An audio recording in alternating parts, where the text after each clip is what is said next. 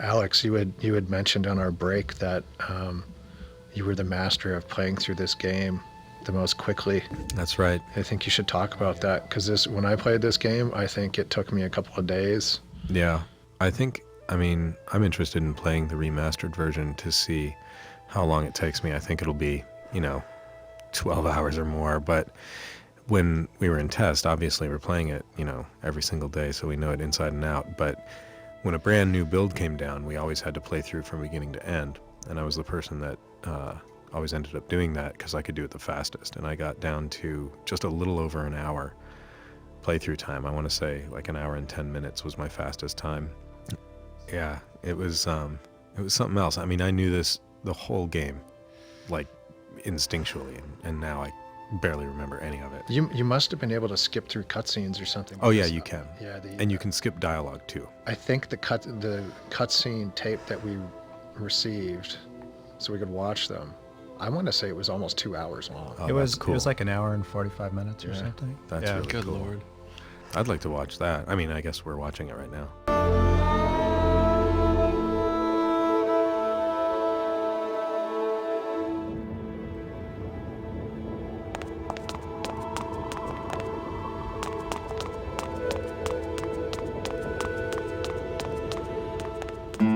Oh, Gladys would love these.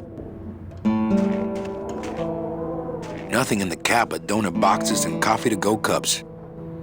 Give me a break. Those stairs are murder. Locked, probably to keep out the Yeti. I love those cars. You don't even get to see them in the game much, but there's some neat concept art of them. They have pipes coming out the side of them, which is weird. It's like Gladys fixed them up. But I think they're based on some actual like snowcat combined with a panel truck. That's because like we'd have this list of things that are going to be in the game, and nothing was just like made a truck, make a truck. It was like, no, let's get Peter Chan design what a cool snowcat truck would look like in the 30s, but also kind of Mayan in a weird way. And yeah, it is kind of Mayan. That's funny. Like everything would get designed.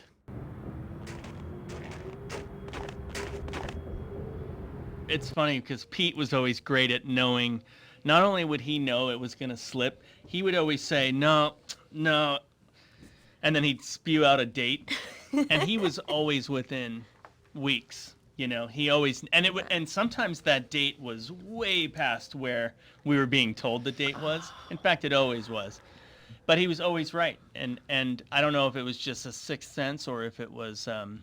Well, I remember specifically what you're talking about. And I'm not going to be completely correct, but early in the year, I predicted that it would be June. Yeah. Which was about 2 months past our deadline, and I felt very bold doing that. Totally. But I felt pretty on solid ground doing that. Of course, this was internal, just within the Sound group. Yeah, we never would share say that this to you. with other people. And Pete immediately fired back, "Day of the Dead." We all said, "What? Day of the Dead? What is that, November 4th? Yeah, like 4th or 5th. Yeah. November 5th. And so, you know what? He was within, we'd have to look at Wikipedia. Do you remember the release date? I don't remember. Oh, it was October 20. Close enough. He was within a couple of weeks. Yeah. He was within a couple of weeks, and that was about March that he did that. Oh, and wow. it's quite amazing that he was able to see that distance. I don't know how he did it, but he said it with conviction too. That's the funniest thing of all, and he ended up being right.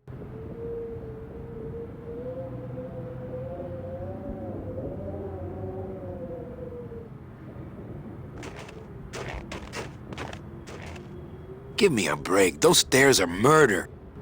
Looks like standard DOD issue.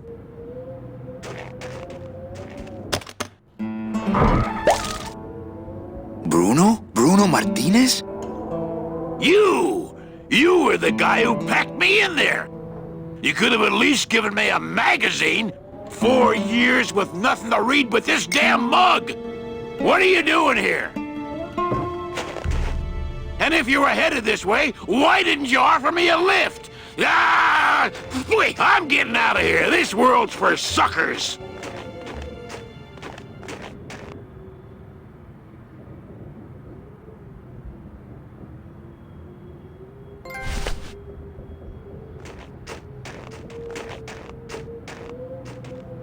There's some packing foam in here with a Bruno-shaped dent in it. I already got a mug full of that stuff. I already got a mug full of that stuff. Manny! What's wrong? Go up there and see! Hey, where is everybody? Waiting area 2. How long do they have to wait in there? Until they have tickets. They were issued tickets on the number 9, and they don't have them now. The punishment for selling double-end tickets is very severe. They didn't sell their tickets. Their tickets were stolen. By who? Hector Le Mans stole them to sell to rich people who don't deserve them. That might be them now. Let's see just what they deserve.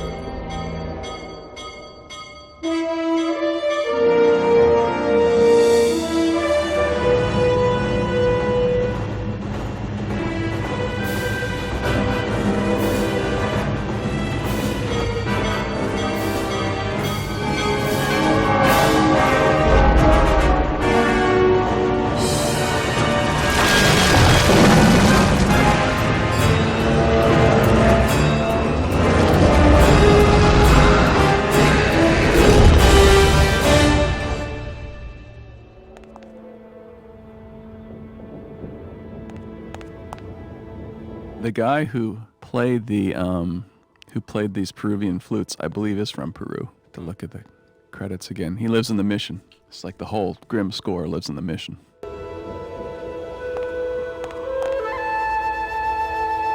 What happened to that train? Your destiny cannot be purchased. I don't understand. Why has everyone been detained? Given a ticket, a soul may not sell it. They didn't sell their tickets. Someone else is trying to. Bring the tickets, that is all. The tickets are in El Maro. How can I get there quickly? These rails are already there. Well, thanks for the help. The gate opens. The gate closes. It does not help.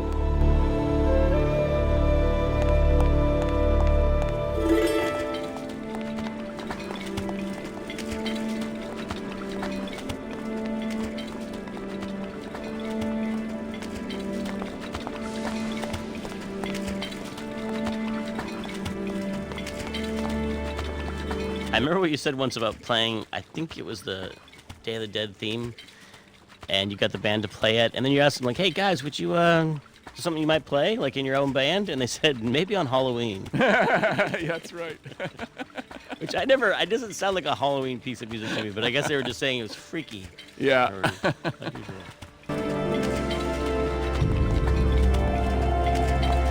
Wow, this mural has all the stuff we didn't put in the brochures. I'd rather just buy the postcard in the gift shop. I don't need a map now. I'm here.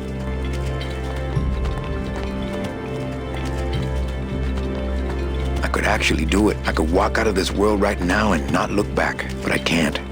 I can't do it. I'm not leaving without the people I promised to save.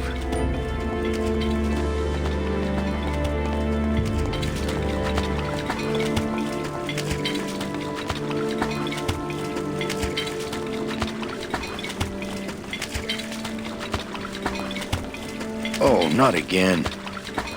I'd rather reason with him.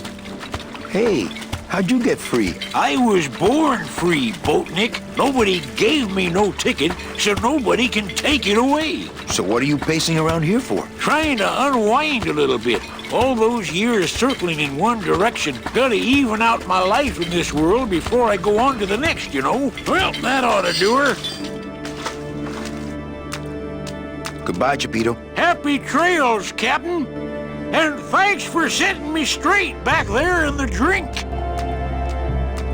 This little light of mine, I'm gonna let it shine. This little light of mine, I'm gonna let it shine. This little light of mine, I'm gonna let it shine. Let it shine, let it shine, let it shine. Hide it under some seaweed. No, I'm gonna let it shine.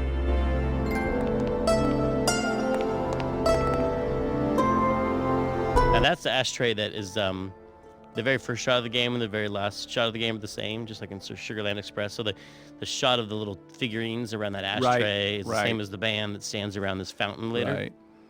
That's how you prove that you took at least one film school class in college. You make the first shot the same as the last shot. Basic stuff. I hereby dub thee Geppetto's Fountain in honor of the strange, oily film he left upon your waters. Not picking that up. I could march around in it like Geppetto, but I think a better way to even out my life would be to go get those tickets.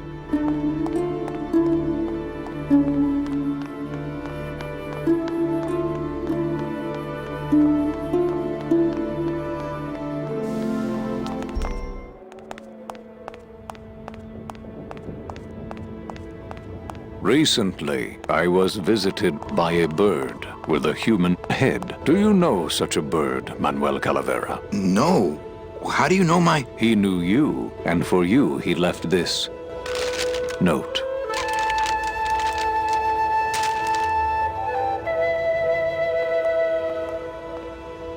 I know what you're up to. I've been watching. Stay there. I'm coming to sprout you myself. Yours truly, Hector Le Mans. Híjole.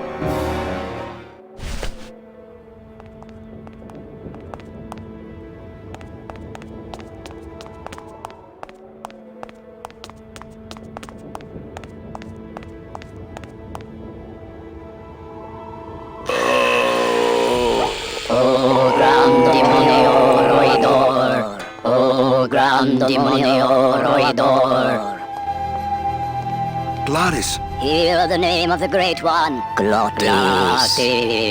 What's happening? How many days has this grand demon gone without driving? Well, we've been hiking for months. Months? Oh, then the noble one will surely die. But...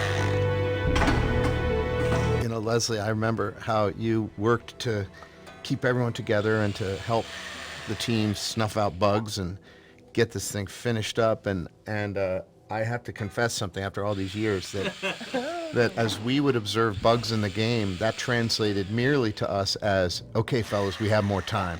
Let's get back to work. Yeah. Let's make this stuff even better. And so we'd see someone's head float off their body and just exit the screen while their body continued to remain on screen. We'd say, that's at least another month.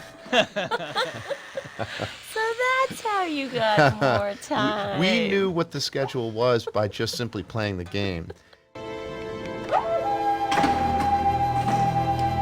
How did I not notice this was happening to Glottis? I don't think they let me touch him. Glottis, I'm sorry. Manny. Why didn't you tell me you were sick? Couldn't stop. Have to save everyone. Are you in much pain, my friend? Only because I let you down, Manny. What can I get you? Will anything help? I need to race to fly like the old days, Manny. In the bone wagon. But the bone wagon's not here, carnal. Maybe I'll see her on the other side. Can't we make a new hot rod? Those days are done, Manny. No more hot rod. Hey, what's that red thing? The gondola? Sweet decal work. Listen, fellas, somebody get a pen. There it is, my final work. It could save me if you have the right, fuel. What fuel, Glottis? Glottis, what fuel?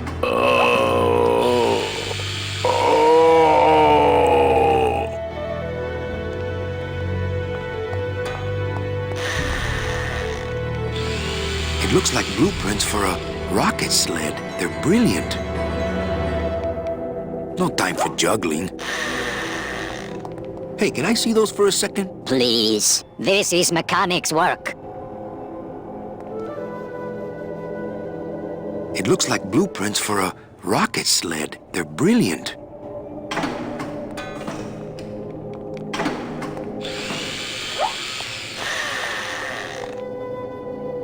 What's wrong with him? Do you not know the one purpose, the one skill, the one desire of this humble spirit? Yes, but we've been so far away from cars and civilization for so long. Why did he ever leave his home? I got him fired, and then I needed a ride. Oh, Gladys, what have I done to you? Can you cure him? His spirit has fallen so low, normal driving would not cure him in time. He needs to go faster. Faster! Do you have any vehicles here that we could use to revive him? Only the trucks that deliver the souls, but they are slow. So slow. Who are you guys? We are mechanics, same as he. But we have never before seen one of our kind so large. I've got to go see what I can do. Come back quickly, for his time here is not long. I think that's what Gladys would look like if he hadn't drunk his milk growing up. No time for juggling. Gondolas? I knew we should have checked this side of the mountain before we walked up. I'd feel too self-conscious carrying that around. Hey, how about a gondola ride, Gremlins? He's too big. The gondola is too slow.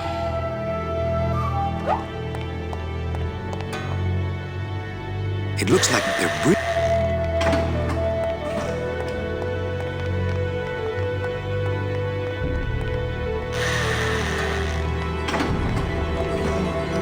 You can hear your brother's charango. In this yeah. Really? Yeah. Well, it was a second ago. I think I heard it. It's somewhere in the Mayan train station music.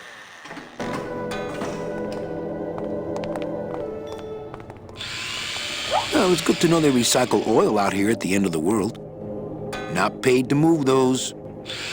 My joints don't need any oiling right now. How eerie. They have the same tool cabinets as Gladys.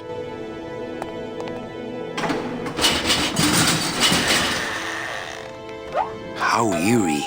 They're not picking that up.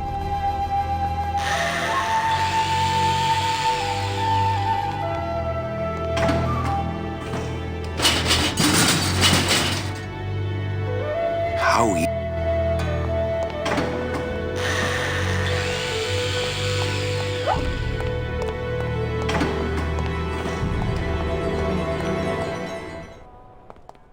It's closed. It's full of rags. Always a good idea to have a clean rag around. There was somebody that will remain nameless, but I remember that they said, because they'd come out of advertising, and they said, well, there's 3 types of animation. There are dogs and cats who chase each other. There are dogs and cats that talk to each other, and then there are logos that spin around. Those are the 3 types of animation.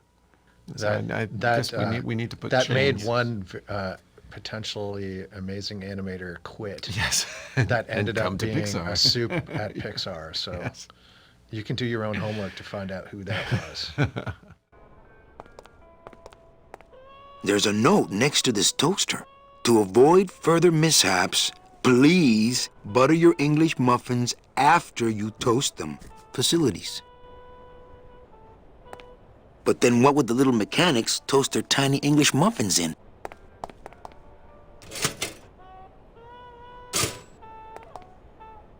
It's the mug rack at the end of the world. I already have a rag I don't know what to do with. I've already got a mug, and quite a handsome one at that, I might add.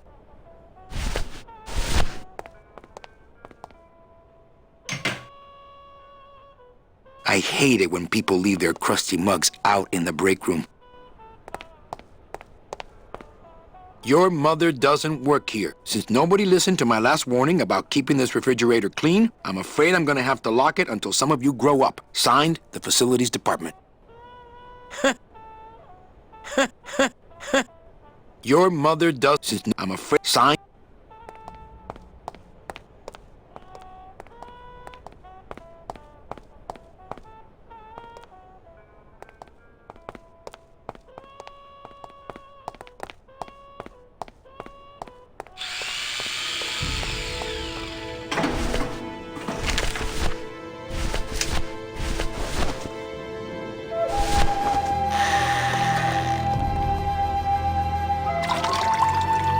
This better not stain my pocket.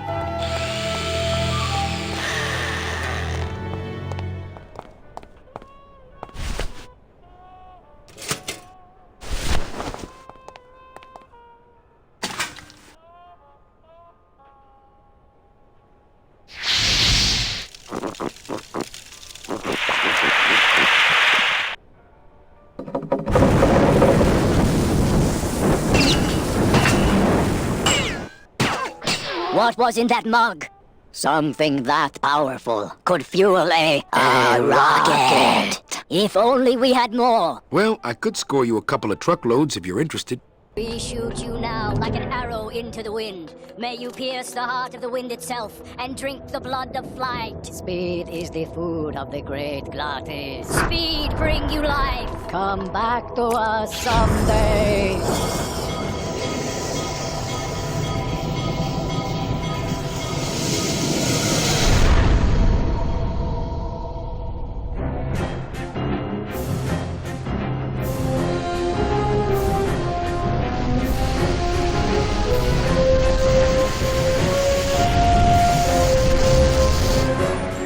You sure this thing's going to hold together? At least most of the way. Hey, look! We're already to Rubacava. Manny? Manny? Manny, where are you? Manny, I'm frightened!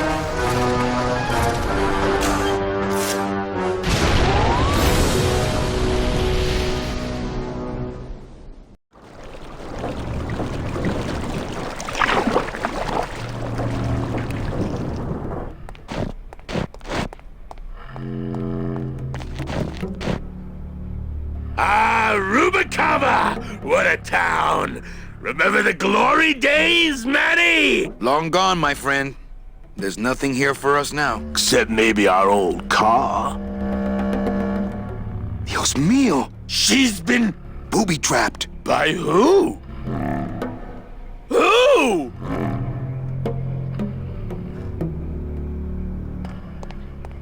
Those dominoes are like one long fuse.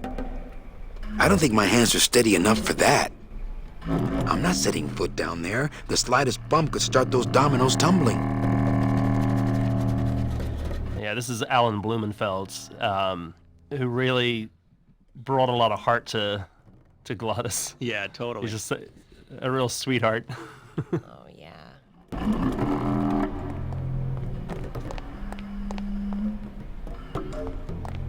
Someone told me like this was the moment they cried in the game, just hearing how scared Glottis was in the scene, because he gets really frightened.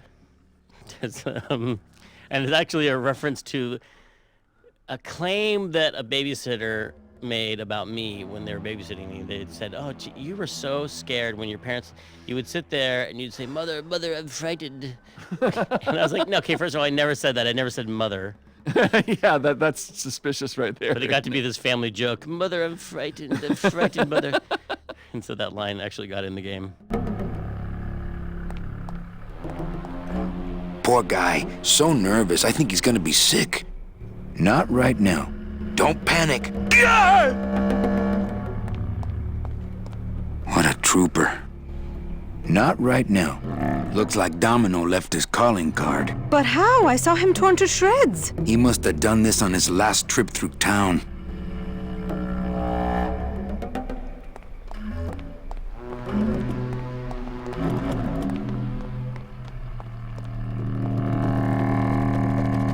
That's the folding bridge that connects this pier to the base of the cat track. We're not picking that up.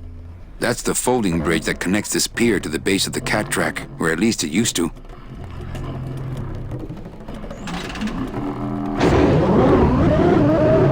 Maintenance has gotten pretty lax around here, apparently.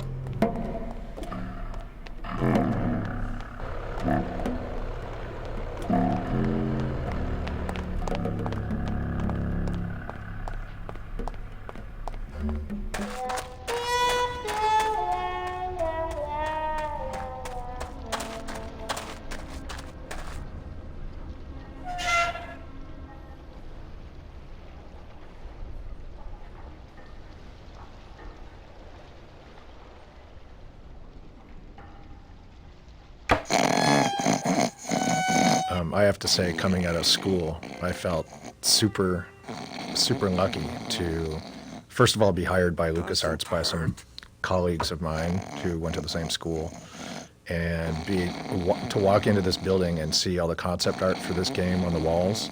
I was like a kid in a candy store. It was instant, euphoric inspiration, and I just felt like the luckiest guy in the world coming out of school, getting to work on a project of this caliber. It was beautiful. I wonder if Inez has cooled off yet. Not picking that up. Hello, operator? Yeah, it's me, Manny. I was just passing through town and... Wow. Not Still my mad. fault. I think these are binders of tattoo designs. They're labeled nautical and nice, and a third one just says Anchormania. Doesn't hurt. I don't want to wake up Toto. Never get me under that thing. I don't want to wake up Toto. It's a little cabinet. Quit whining.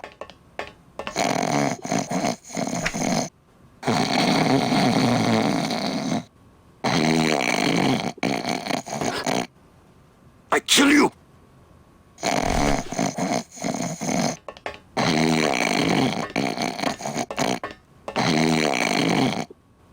Stop moving. Toto's plumb tuckered out. No, I don't want to disturb his grumpy little dreams. I don't want to wake up Toto. That's Stop one moving. old fridge.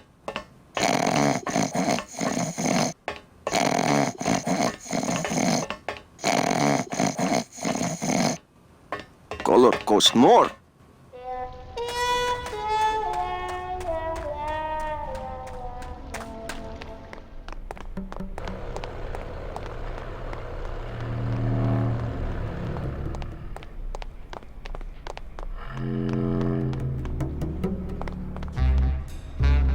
Well, I think it's one of the real challenges for adventure games because so many things you make for an adventure game are single use, like single use animation, single use scenes, single use textures. They're all like you do a first person shooter, you do adventure game, or sorry, like a platform or something like that. There's so many animations that get reused so many times throughout the whole game. And an adventure game, a huge amount of it is just custom throwaway, meant to be seen once or twice, and occasionally all the time, like walk cycles, but. It's not like Mario, at the time they were doing Mario 64, and it's like Mario has, a ridiculous number of animations, but it's a finite set, and it's like they can all be loaded at all times. In this game, you have to dynamically load all the animations as they're needed, and you have to make sure they're available before they're triggered so you don't get these glitches, and while you wait for them. And a lot of them they're thrown away. They have to get, every single one has to be individually processed by a human to get them into the game and potentially rigged up. And that's one of the challenges of making adventure games is that you have all these sort of custom things and you want to reuse them as much as possible. But in order to do that, you have to automate a lot of stuff, automate as much processing as you can. But you still have to have that ability to fix things. In film, we'll fix it in post. It's the same kind of thing. It's like we'll fix it in the engine or we'll fix it in the tool as opposed to we'll fix it in the source art. And that's the, like you can walk to any room you want and like all the little one-off assets. I think that's a unique challenge technically to adventure games that a lot of other games, other genres don't really have to address. But we're constantly like loading in custom stuff and kicking custom stuff out. And on this game, memory is tight. You walk into this room and we need 16-bit flipbooks of doors opening and closing and one-off animations of you may go and play the piano, you may not go and play the piano. And there's all this technical kind of tomfoolery going on of trying to get the content that maybe that somebody might be used, might not be used. You might just be running through this room to some other room, place, yeah. And it's not like loading up a level in a first-person shooter where you're like, okay, I know what's going to be in front of the user at any one point in time, and we're going to use the same bad guy 50 times over. So I just need to get the stuff to run the bad guy in memory. This was this constant dance of like just-in-time loading and management of stuff, because you could walk into this room and spend 10 minutes in this room and explore every bit of content that this room could offer you, or you could just be running through on your way to somewhere else. Back to this other puzzle. Yep. Yeah.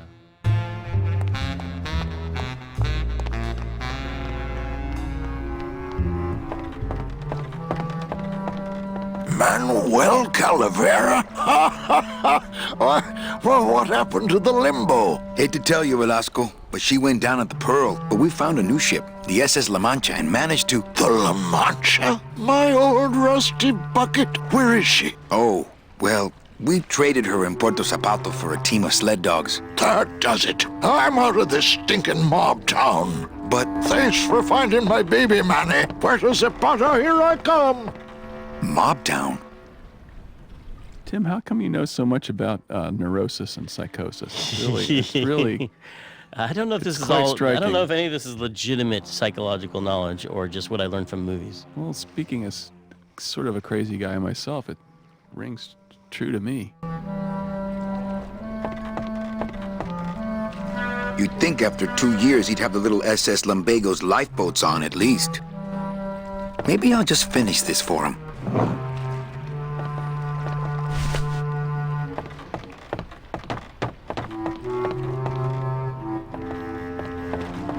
It's locked. It's locked. Not picking that up.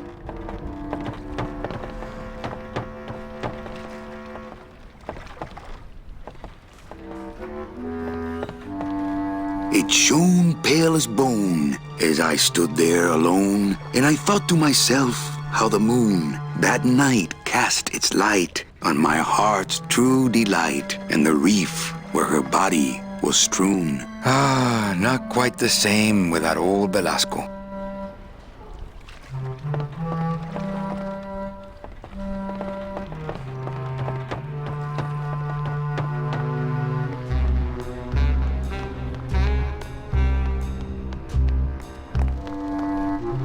Actually, I think it was funny when you came in and you were all excited about working on this game. Like, I really like adventure games. I want to do this kind of thing. I want drama in games.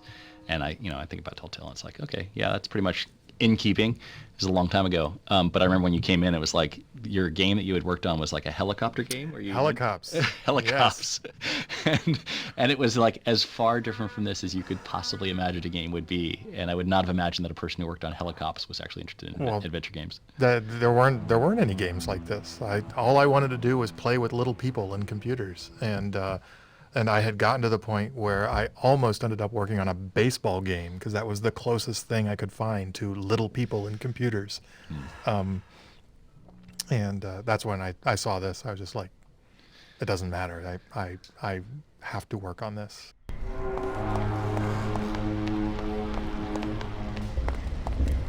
Not a good sign for Rubalcaba's organized labor movement. Not picking that up. Hello, Terry?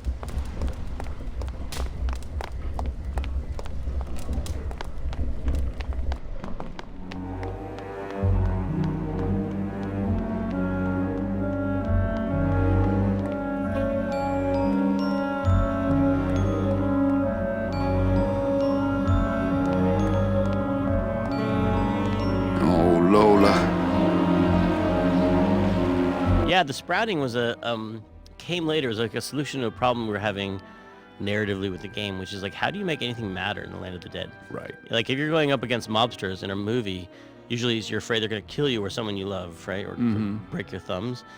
And Land of the Dead, who cares? You're dead, right? So we're like, how do you kill people in the Land of the Dead?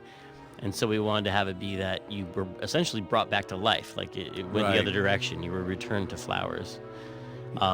And then flowers become the symbol of death in a weird way in the Land of the Dead. But flowers are such a huge part of the Day of the Dead. Like the marigolds that you use in the Day of the Dead celebration, and the smell of marigolds are like a big part of the ceremony. So it was nice to have them be part of the game too. And then at the end of the game, one had this thing called the meadow, which was just full of flowers, which hopefully by that time would just look like death to you.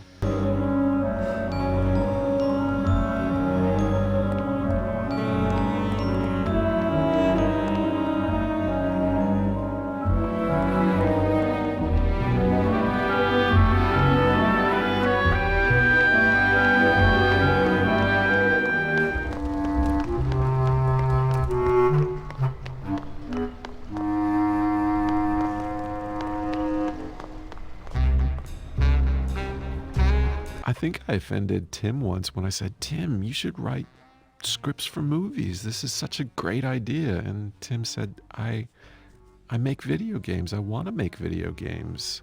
Why are you telling me to do something different? And I felt bad. You cried that time? No, I only cry at night, late at night.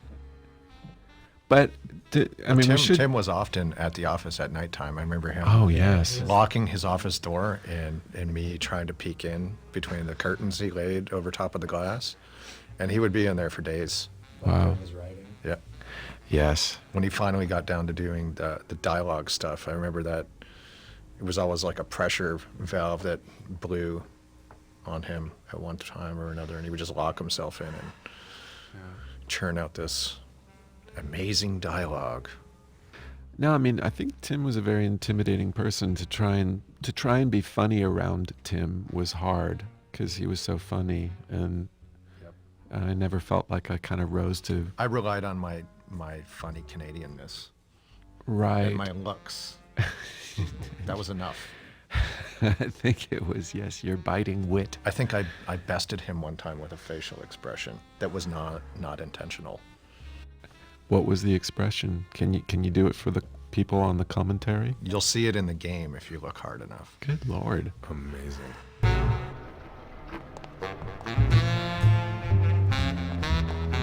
Due to the new curfew, elevator operation ceases at sunset. Curfew? Who's in charge of this place now? Not picking that up. It's locked.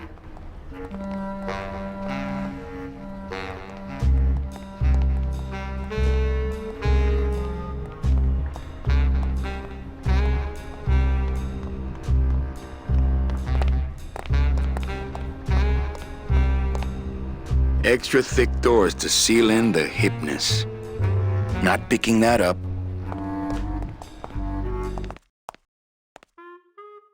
But it was great. I mean, Grimm is definitely still sort of the most satisfying project I think I've ever worked on. It was just a lot of fun, and you know, the Cuban actors, American actors, Irish actors, a guy from Hungary, you know, just all over the place, just to bring that sort of diversity to it.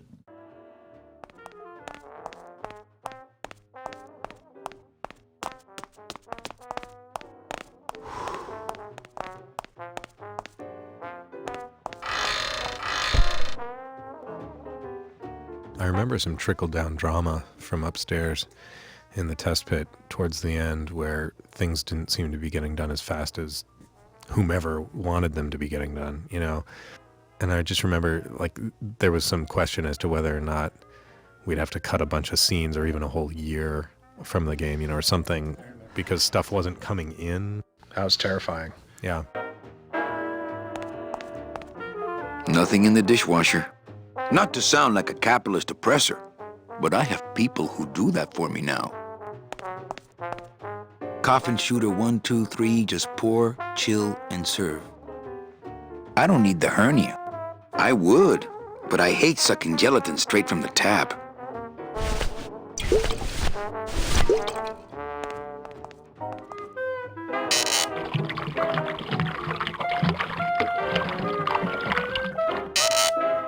That's what the lumbago diorama needed. Fake ocean water.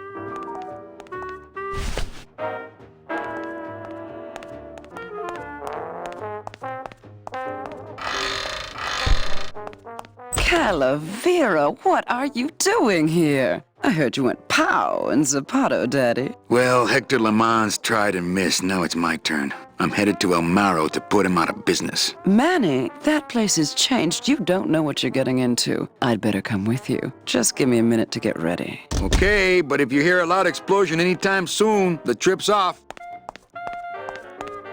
One of these days, I'm going in there. Is it time to go yet? No. We're having a little car trouble. Come by when it's time. Not picking that up.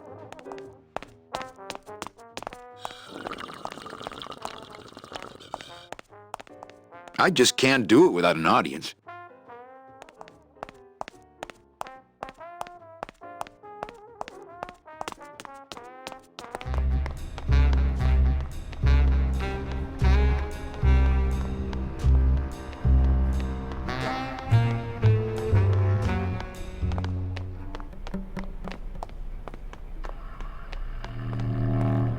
That goes to the upper dock. but nothing's docked there now. That goes to the upper dock. It's locked, but there's nothing up there anyway. That goes to the upper dock, but nothing's docked there now.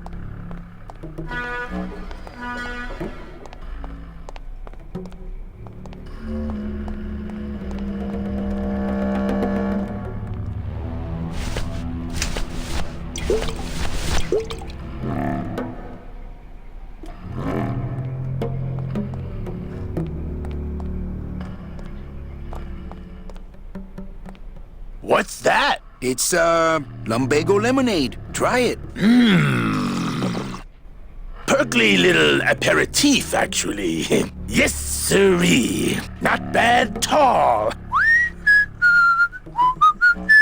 Tell me where you got that right now! Olivia's kitchen. Lumbago lemonade!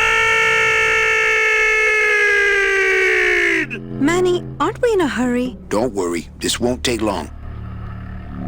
Oh, my stomach don't stretch like it used to. Oh, Glottis. So what is that stuff they pack canned hams in anyway?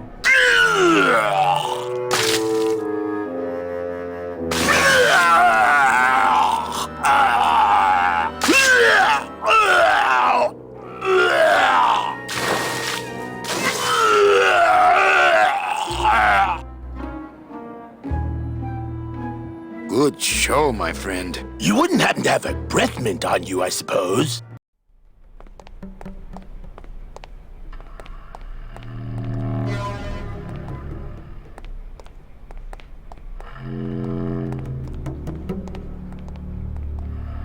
Looks better. Feels better. Not right now. You really should get back in case it blows. I'm with you guys till the end. You know that.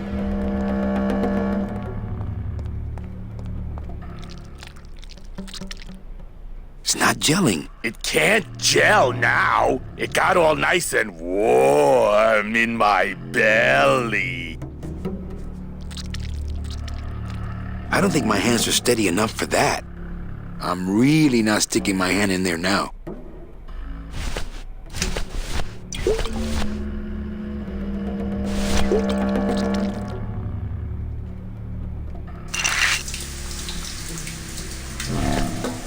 Hey, good idea. I bet I could keep it down now that it's cold. Just let me get across first, okay?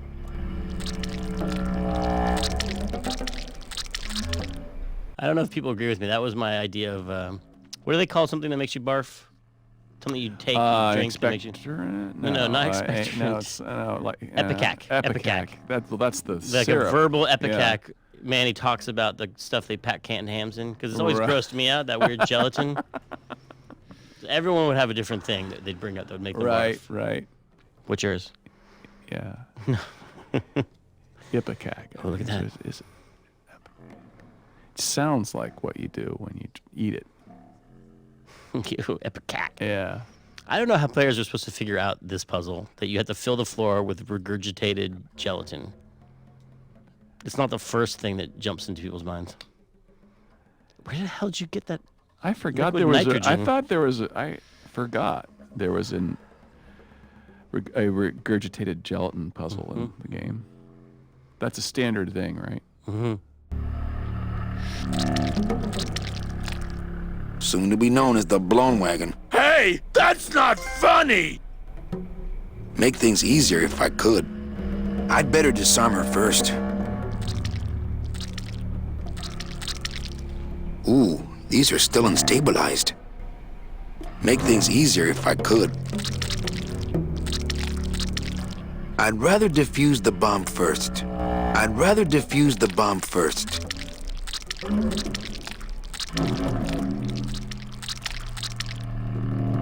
better disarm her first. Soon to be known as the blown wagon. Hey, that's not funny! Fiendish. Well, here goes nothing.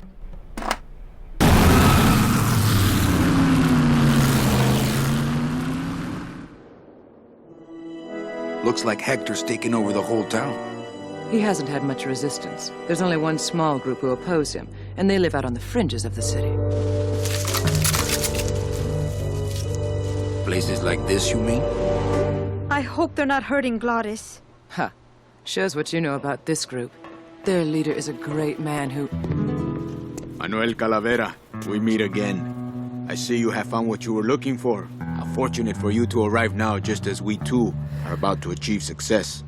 Our army has grown, and right now our top agents are in Hector's weapons lab, about to close in on the enemy in his own den. I couldn't have done it without you, Manuel.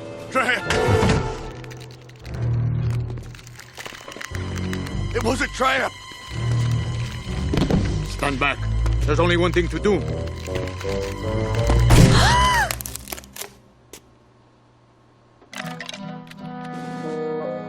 Thank you, sir!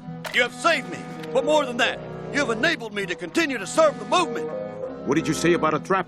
Hector uncovered our agent in his weapons lab. No.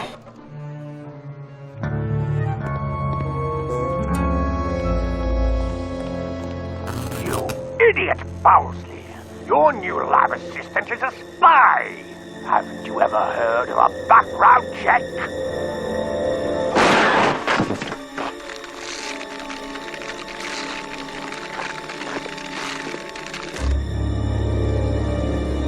What? No time to explain.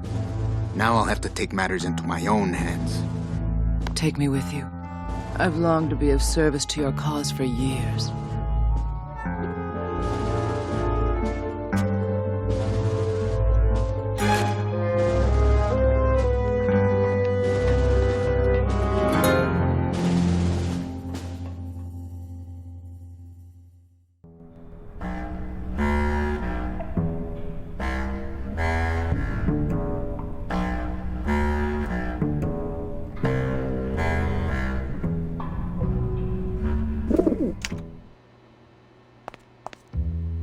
It's the part of that soldier that didn't get up and hop out of here on one hand.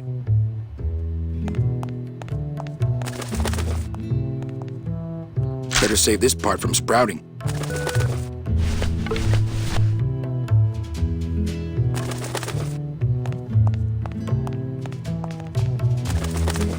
One of the standard things that happens in noir is a guy meets a woman that just spirals him into a world of shadows and intrigue and stuff like that. Like, and sometimes it's because it's a femme fatale who's up to no good, and sometimes it's also a totally innocent woman who just happens to be on this path that she's in sort of trouble, and he gets pulled into it.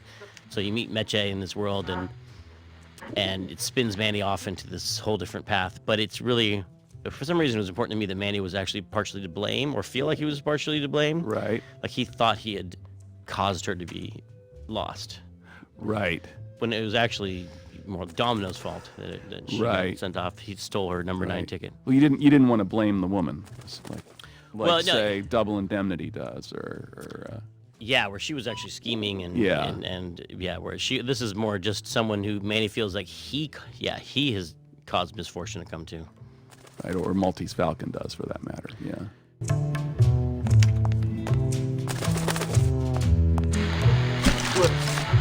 I bet the agent in this photo is the poor guy that Hector just shot.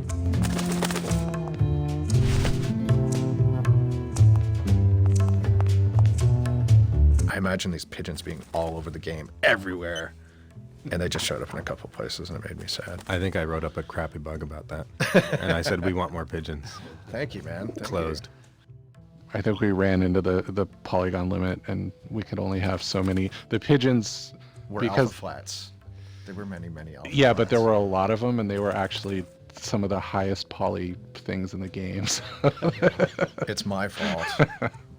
Because I think every bone got built on the pigeons.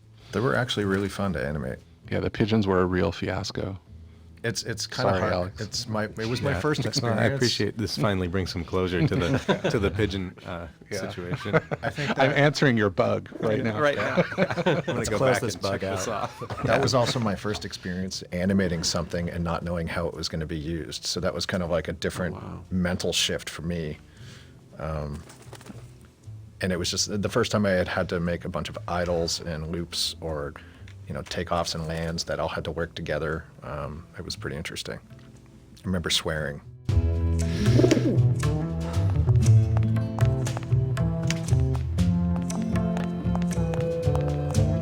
I wonder if this is little Manny. Come here, little Manny.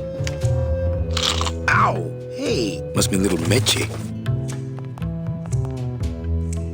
Remember one day Tony came into the studio and he had a silk shirt on, and on top of the silk shirt he had a sort of a little sweater, sleeveless sweater. And we were recording and it was like, God, what are we hearing? What are we hearing? And the engineer's like, oh, I think it's a sweater. And we're like, hey, Tony, can you take your sweater off? Takes the sweater off. Back to rolling again. Sound's still there. So he took his sweater off and went back to rolling, and turned out it was a shirt that was making the noise. And we were like, Tony, it's the shirt. It's a silk shirt. And so he's like, it's okay. I got a t-shirt on underneath. So he was down. Just stripping down. He was stripping down into his t-shirt and did the rest of the session in his t-shirt. But that was the thing with Tony, is he just loved, he loved working. And for part of the production, he was shooting at night on a movie, and there were a couple of days where he came in and he only had like a couple hours of, a few hours of sleep. And I remember saying, like, we can reschedule the session. And he's like, no, let's do it. And he always was Nailed there it. to give it his all. Hey, Eva finally got that radio working. That would probably get me court-martialed. Calling all cars. Manuel, is everything okay? Just testing the equipment, Sal. Salvador, maybe you should shut that thing off so we can talk.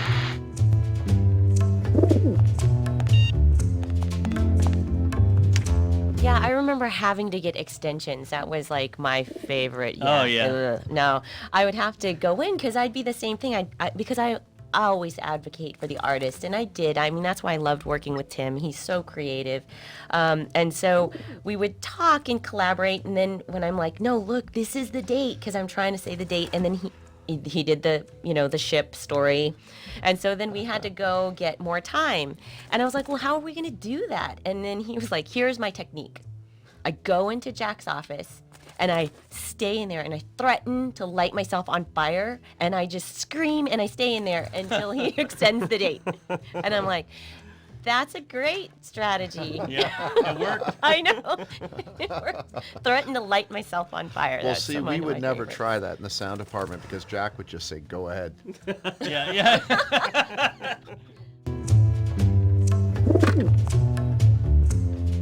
This camera's showing nothing but flowers. Must be another fallen agent.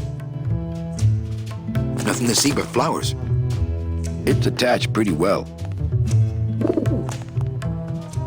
Who's the plant nut? That nut is Hector Lamont's personal munitions expert, Bowsley, a.k.a. the florist. That was his job in the old world, but here he is a botanical weapons expert. This has left him fairly conflicted. Why does he make Sproutella for Hector instead of our side? We've been trying to recruit him for years, but his lab is in Hector's tower. He's untouchable. It's attached pretty well. Bet if I could get that plant lover out of there, I could talk him into making a gun for me instead. High-tech surveillance equipment they have here in the sewer. It's attached pretty well.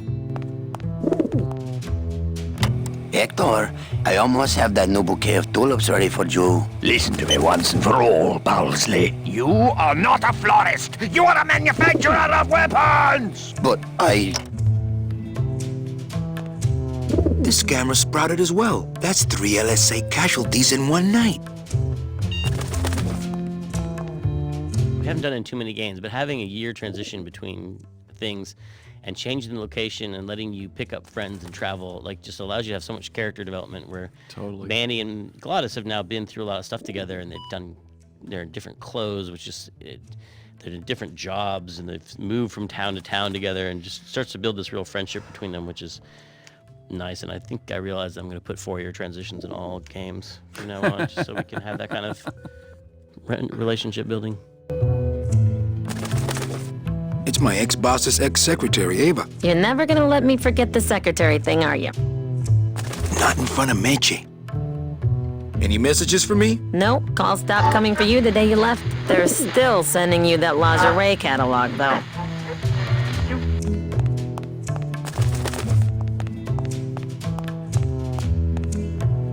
I take Mecha to all the best places.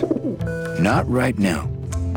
Okay, here's the plan. I need a disguise so I can get close to Hector, and a gun so we'll have something to talk about when I get there. If you figure out that part, I'll go find out where he is. His casino tower is directly above these headquarters. All right, meet me there. Volunteers quickly for dangerous work. She could be very useful to the cause. As far as I'm concerned, she is the cause.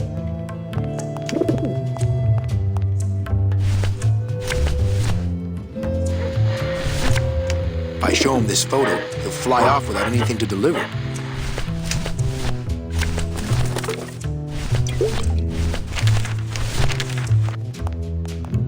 Okay, don't bite. This is a note. You like notes, remember?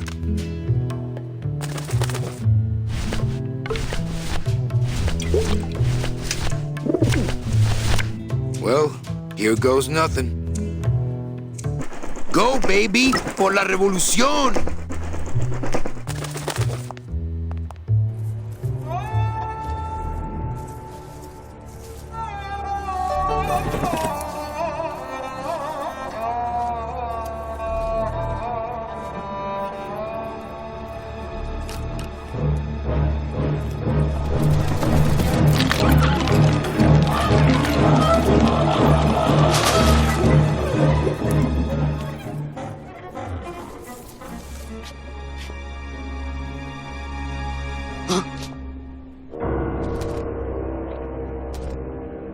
One of Hector's messengers. With a message for me? I know what you're up to. I've been watching. I'm coming to sprout you myself. Yours truly, Hector Le Mans. I knew it! I knew he was out to get me the whole time! You'll never find my secret hideout, Hector. You're going to have to find yourself another Flores!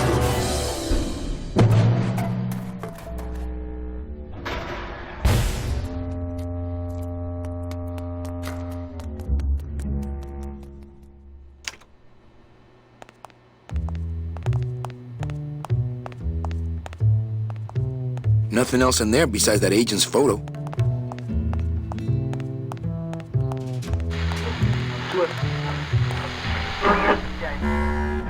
Oh my God! Look at that. I forgot about this set. That looks like a painting or something. That's great. Yeah, this is one of the.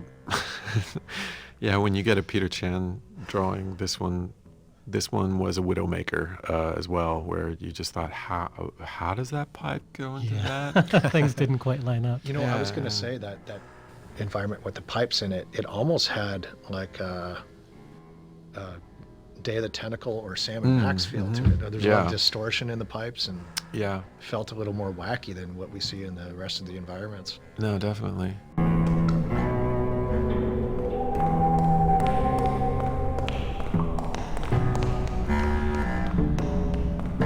Hello down there. Ooh, never mind. Go back to sleep, whatever you are. Hello down there. Ooh, never mind. Go back to sleep, whatever you are.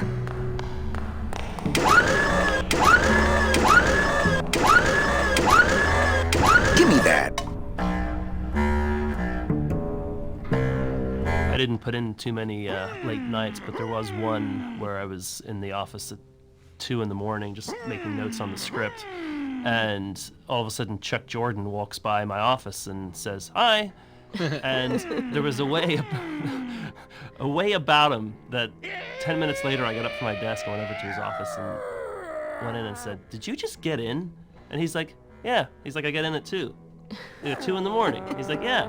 And I guess that he had put in so many late nights that his whole time clock had shifted, and so he said to Tim, he's like, "Hey, is it okay if I just come in at 2 in the morning?"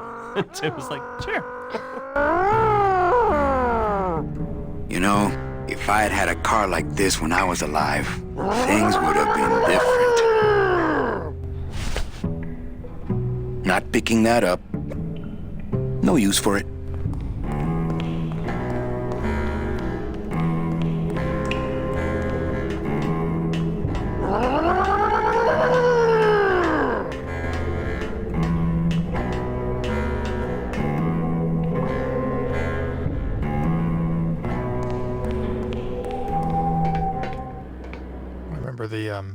the big wall of concept art that was like and 15 feet tall, and you'll see on the internet, probably see some of it on the special edition of these pencil drawings that are, and you only get to see them one at a time.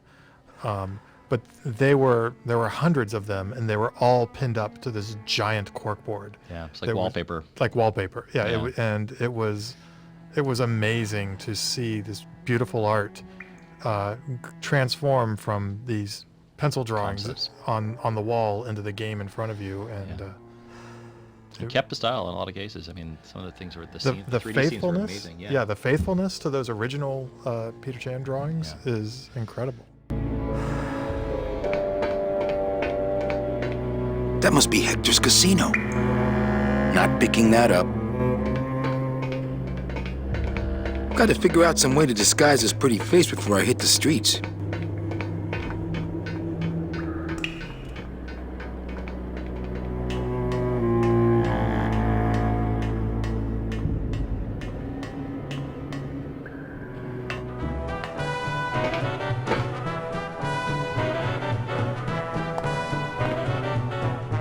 It's not like Johnny Thunder lets just anybody in his review. No. I mean, being allowed to wear the Johnny Thunder makeup is an honor. Yes. A privilege. Yes. So I said to her, you give me that 10% discount or I'm taking my business elsewhere. You said that? Well, oh yes, I was mad, you know. And then, here's the good part. Wow. I am not kidding. Show business coffee.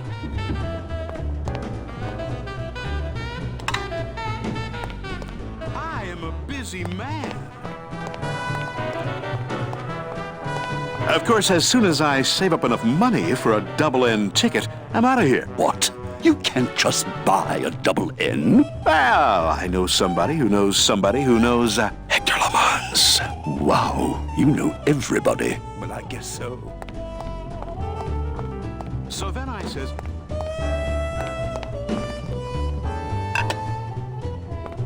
and then what? So Hey, out of the dressing room. We got all the Thunder Boys we need. So what did you... And the director...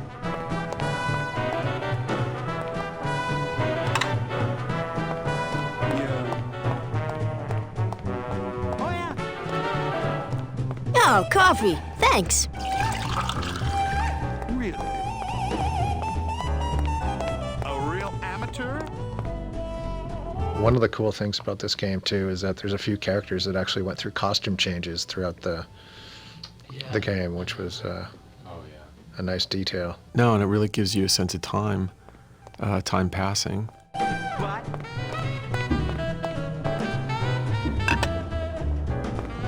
No kidding. So I says, Oh, are you here for the Thunder Boy tryouts? Yes, I am. Oh, that's too bad. Because we just got the last two parts. Maybe next season.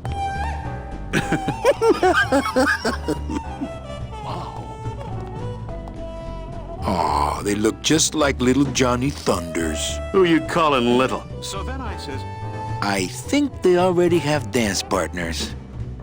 hey, get lost, pal. No autographs. A real amateur? You don't say. Oh, coffee, great.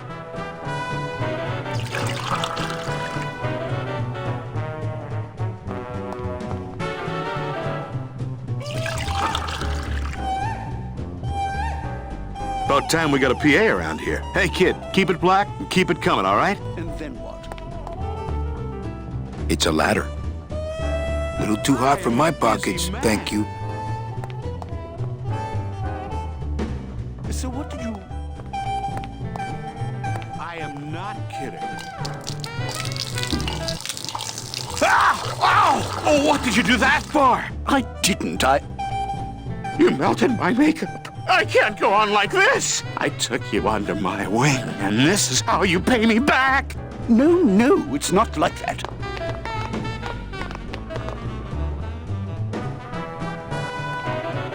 There's no. This is a really boring fact. I'm going to share it anyway. There's no inventory combinations in Grim Fandango. You can't use an object with another object in your inventory. Oh, that's right. So if you want to put the bone in the bone grinder, you have to put them in this receptacle in the room. Another weird mechanical contrivance from my own head. A handheld snow grinder that would plug into a giant snow grinder. I'm sure they have those, right? Wait, what's a snow grinder? It's like a fake, like to make fake snow for the show. And this is what I'm talking about. You can't use the hand with the snow grinder. Oh. So you put the snow grinder down and then put the hand in it and then pick it up. And that's how you combine. This is a one object combination puzzle we have. I don't know why the lid on it closes. That was like really important technically.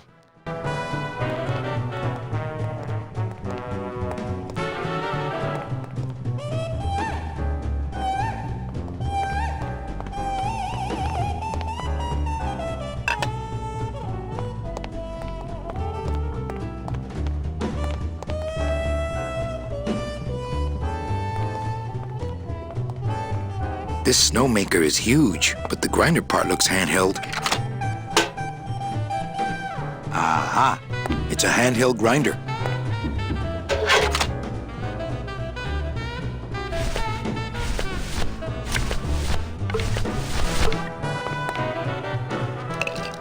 I think he'd be happy to know his body was serving the cause like this.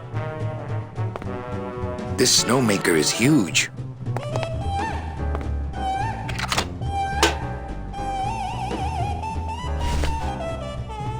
That would just dump blocks of fake snow on the ground. Not a very festive holiday effect.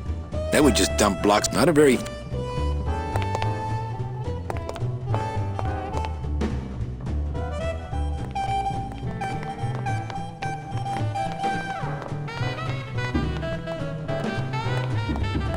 Hey, kid, this is your lucky day. We got an opening, and you're the newest Thunder Boy in the Johnny Thunder Review. Yes, I've been working for this moment all my life. Then sit on down. We got to start your makeup.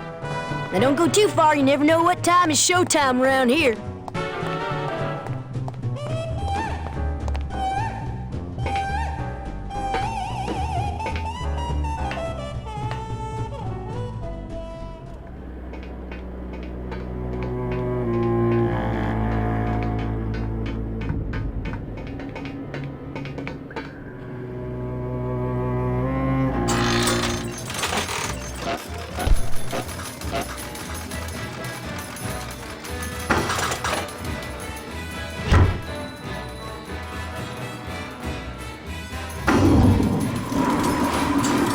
Ay, que alivio. I can't remember the last time I had access to a men's room.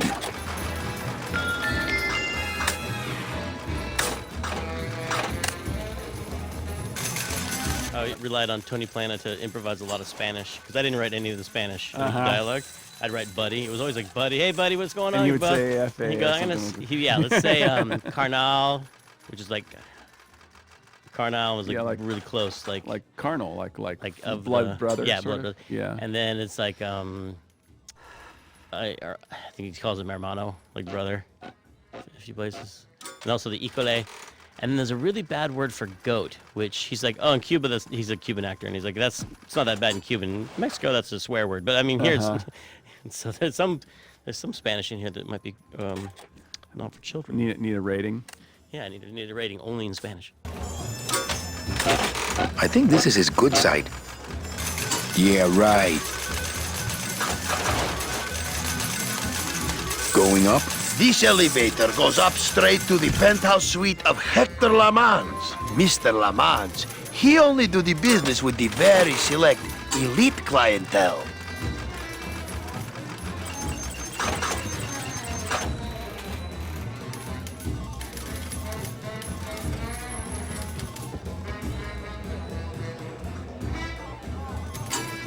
I think he's doing Army. I think that's his deal. He's doing like Right. Yeah, no, I get Boy. it. Yeah, it's like Gomer Pyle. Yeah.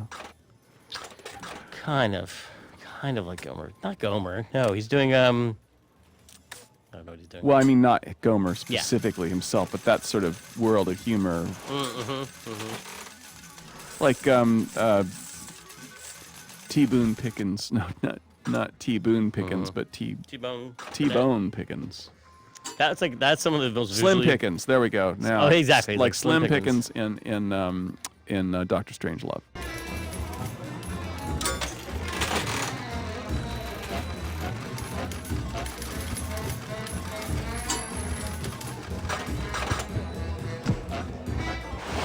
I can't go strolling through the halls now. I'm on the lam.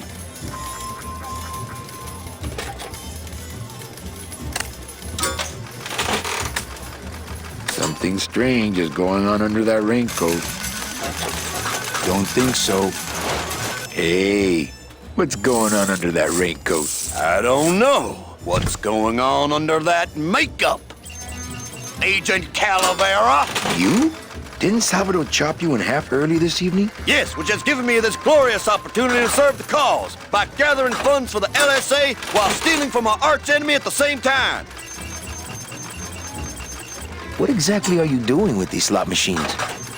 I'll stick myself inside like a finger down the throat of Hector Limons himself, and I'll make the machine regurgitate the wealth it has devoured. Yeah.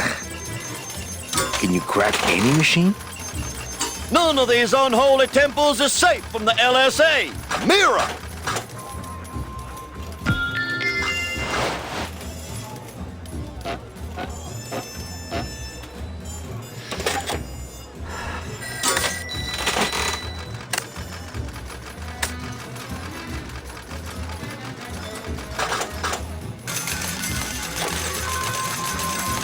Can you crack any machine?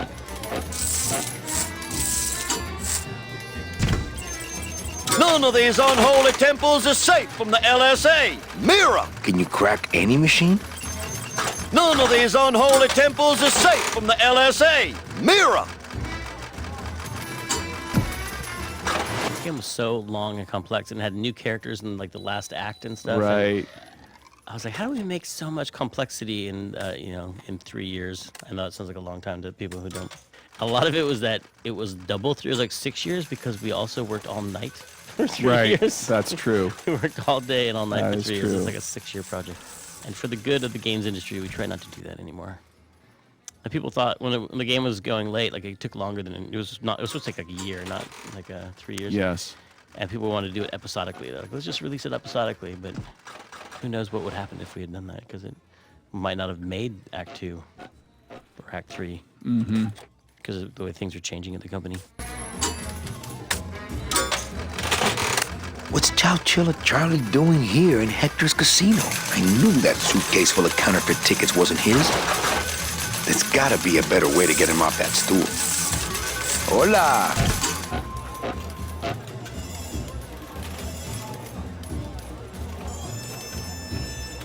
No drinks for me, thanks.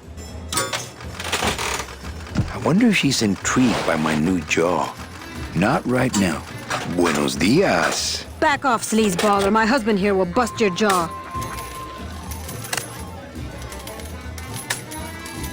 Meche, it's me. Manny? That's some costume. Here, help me get Mr. High Roller here into this sheet so we can get out of here.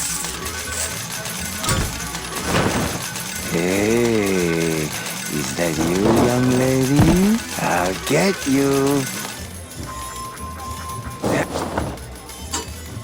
Young lady. Special assignment just in from Salvador. Hey! Crack that machine and leave the change right away. Honey.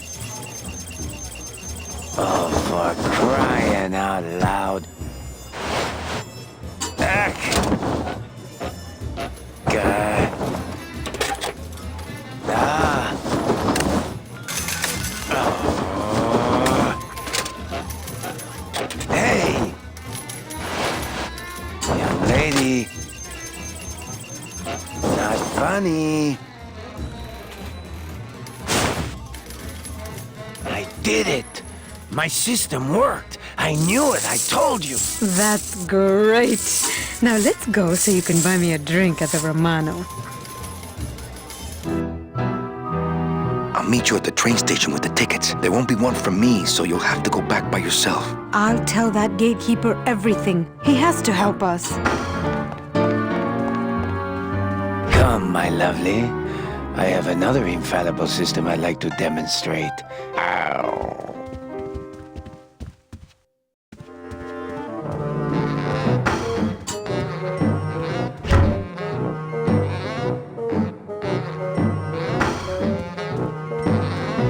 Tight in the shoulders, but at least it doesn't reek of sled dog.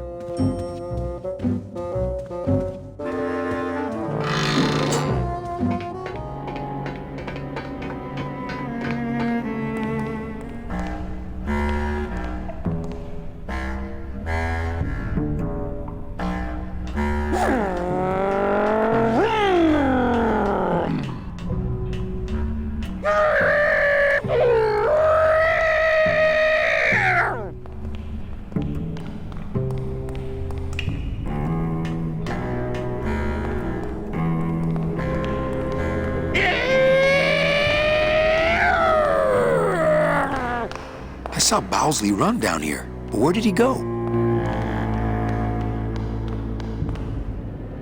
I think something that helped make this game, one of the secrets to it, is just watching a lot of old movies. Mm-hmm. Like a lot of this, it's like some of them are references, but a lot of them are like plot elements, ideas of relationships between people. Is the subtle stuff that came out of watching old black and white movies, because they just did stuff so differently then. And I mean, I know there were formula movies back then, but they're not the current formulas, and they're not as pat as the movies you'd watch today. They're surprising. Like old film noir movies have relationships between people that feel really different than modern relationships. Some of them are messed up and based on old social things, and some of them are just like cooler. It's weird. Well, there's a certain stoicism that you don't,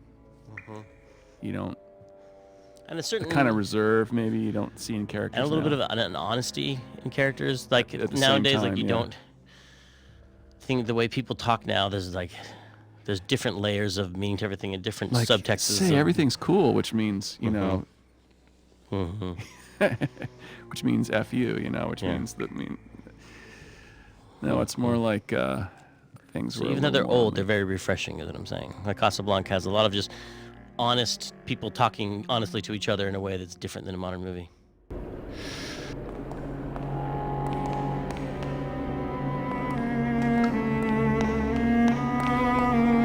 How about this one?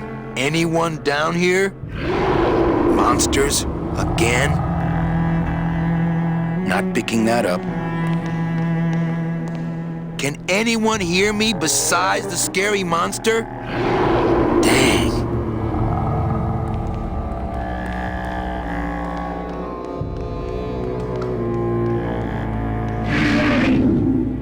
Bowsley's probably in that maze, but I'd never be able to find him without something really helpful.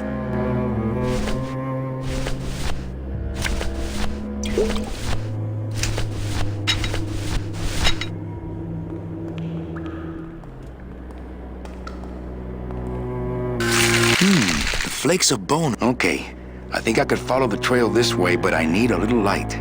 Baby tears. Hey, what's that? That must be the florist's hideout. No, not that. The thing coming at us!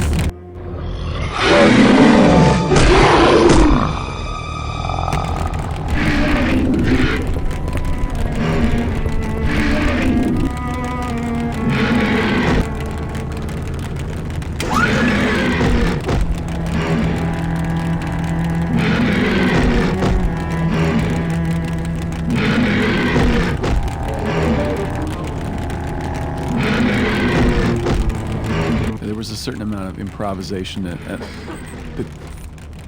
more towards the end of the game you got, the more the musicians improvise, and so sort of like everything's like the Meadow kind of, isn't it? It is. It's a little bit like that. In fact, I think it's a remix of some of the tracks I used in the Meadow, and they're sort of riffing on the Hector theme.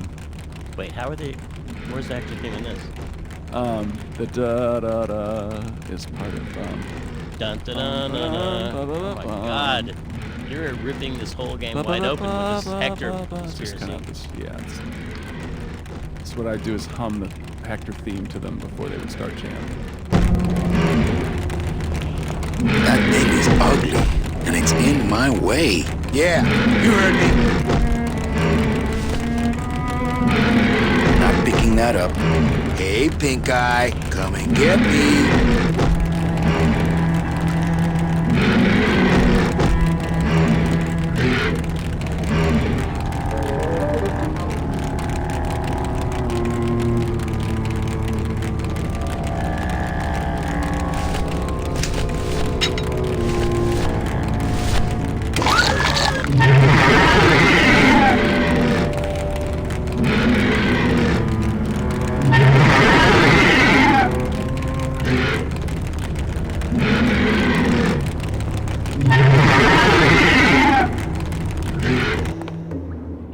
I really didn't like early 3D, Yeah. like 90s 3D, because I Right. always thought it looked like cardboard boxes that were taped together and that someone had dragged nylons over, you know? And that implies a lot more smooth skinning than actually existed. It was really like, it was really, and then everything was painted on the outside, even things that should be modeled as an interior space, like ribs on a skeleton or something. Everything was painted on the outside. Right. And it looked ridiculous. So it looked like everybody was wearing a Halloween costume anyway. Yeah, and then I saw those paper mache skeletons where they painted the ribs on the outside, and I was like, this is perfect. This kind of folk art would actually look really good in 3D. There was a lot of pressure to get into 3D back then because it was seen as the future. I mean, obviously it was, because a lot of everything turned into 3D, but 2D is still a big money-making thing in games too.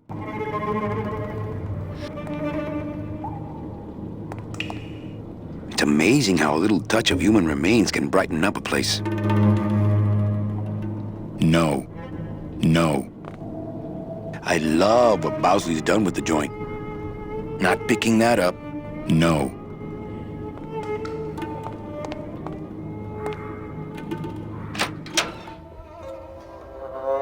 Hector? Hector, is that you? Yeah, we used the sarangi, the Indian cello, to sort of make a reference to the hippies, I guess you'd say. To who was the guy with the Beatles? George Harrison was No, the guru, the guru, the Maharishi. Yeah, and also Ravi Shankar was sort of a Plants, is that so wrong? friend of theirs. Musical friend of theirs.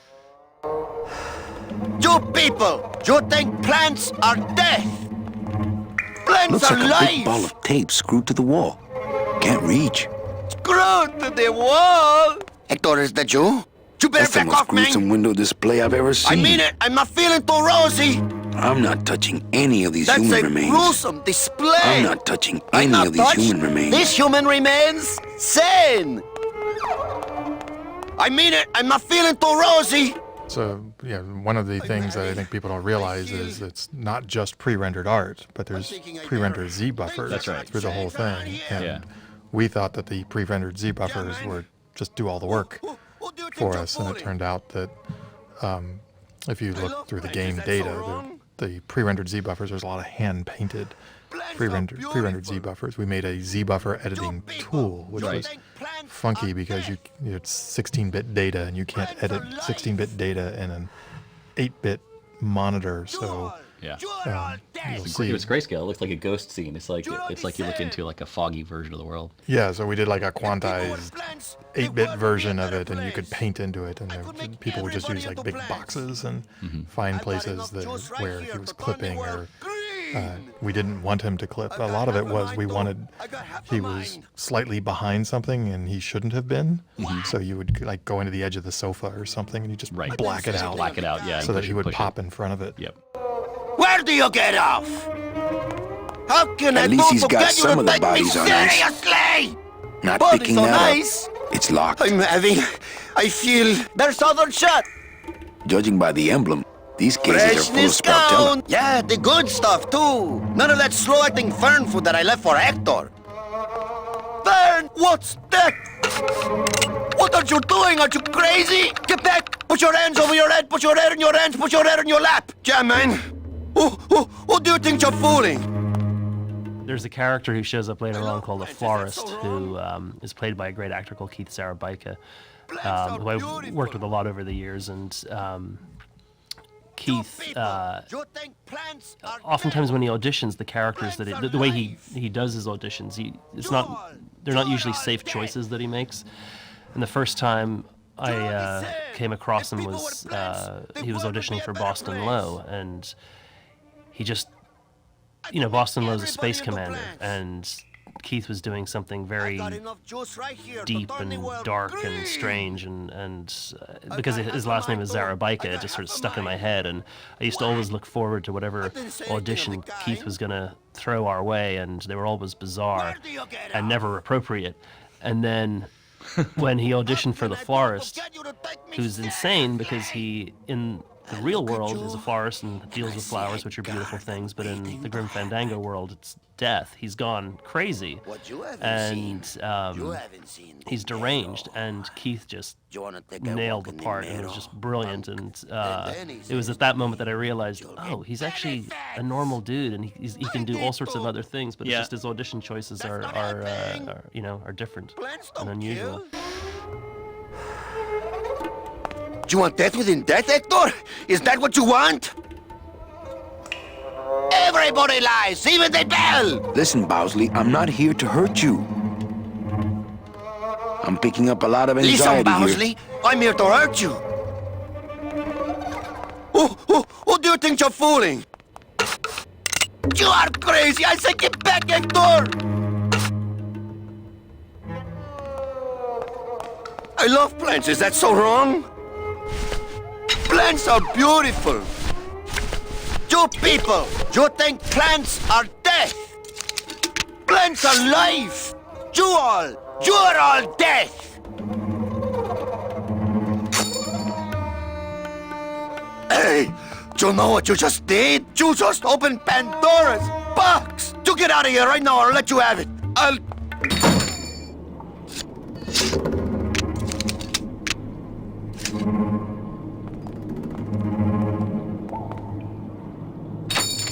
Hey there, stranger. Can I help you? I'm looking for something in a 9mm. Oh, well, I have a very pretty bouquet of that right here. There you go. Would you like some baby's breath to go with that? Sure. All right, here you go. You have a great day now.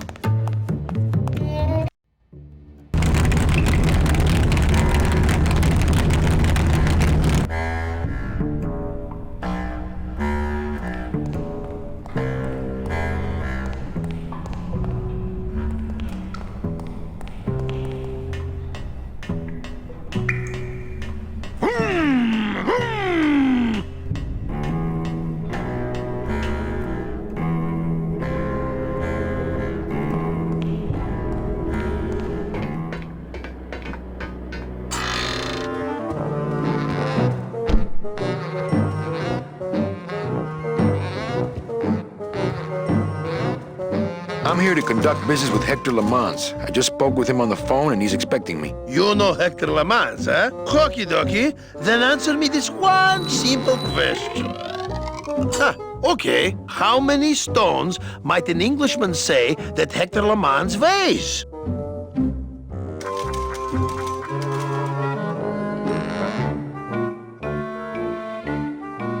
$30. Yeah, well, that was an easy one. Too bad. I win. Best 2 out of 3. Don't mess with me.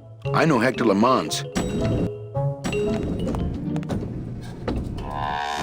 I'll bet Hector pauses here every day and thinks to himself, boy, I wish I could see past my gut and enjoy my expensive monogrammed floor.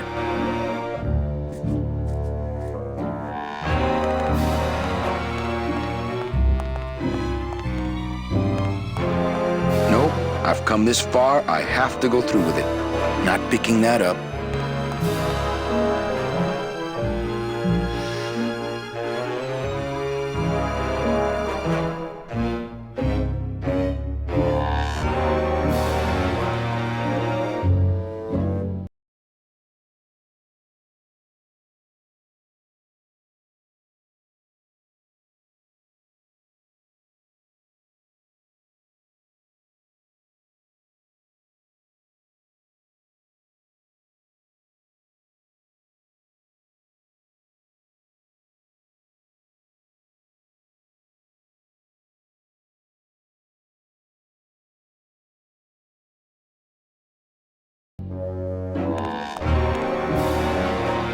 remember during Full Throttle you saying, you know what we've never made here is just a real like swing era, like crime, film noir story.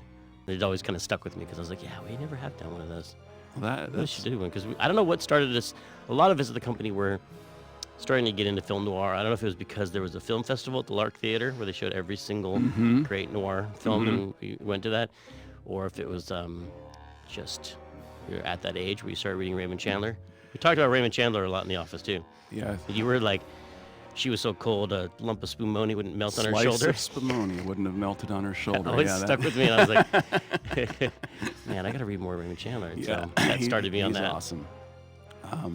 Yeah, and during, it was either Day of the Tentacle or Full Throttle, I wrote a little gangster theme just because I thought it would be cool. It just popped into my head, and I wanted to put the melody down. And that might have prompted that comment about it'd be cool if we did a noir thing someday. Through this dark portal, an innocent man shall pass and arrive on the other side, innocent still, but colder of heart. Not picking that up. Well, here goes nothing. See? I knew you could change him. What? Who are you? I'm the Grim. Oh, I wouldn't talk to him right now. He's mad at us because we won't buy his tickets. I'm glad I put that in there. I didn't know that happened. Manny actually got to do some salesmanship. Manny actually got to be a travel agent at one point in the game. I've totally forgotten that.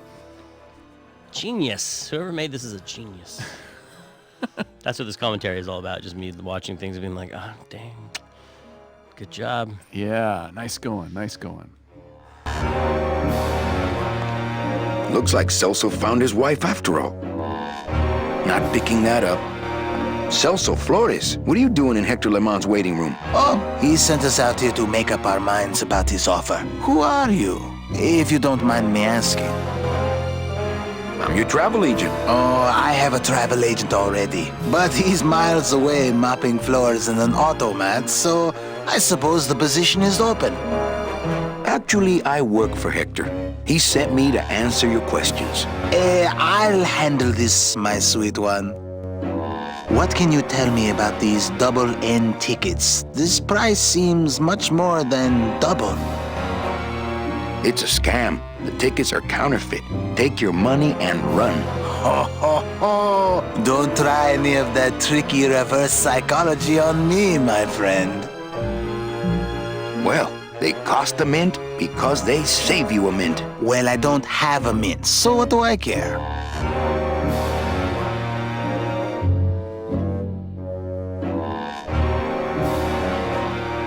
The real question is, don't you feel you're worth it? I know we're worth it, but are the tickets worth it? What exactly are you saving your money for? A rainy day? Because let me tell you, you're dead. Every day is rainy from now on. Yes, but there's no reason not to be careful with your money. Well, enough about you guys. Let me tell you about my problems. Actually, we have a lot of talking we need to do, so...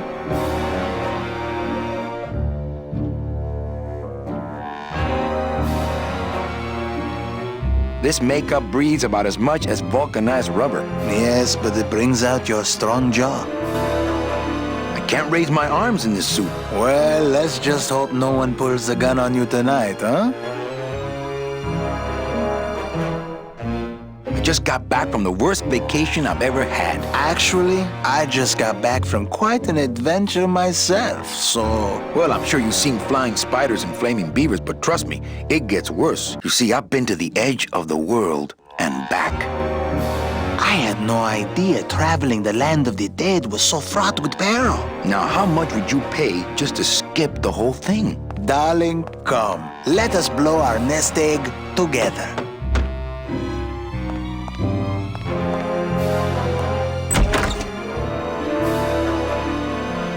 Mr. LeMans, we've decided to take you up on your generous offer. Excellent. Excellent. The little lady changed your mind, eh? No, actually, it was your agent over there. Of course. He's one of my best. Well, come on in. Let's chat, shall we? Still got it.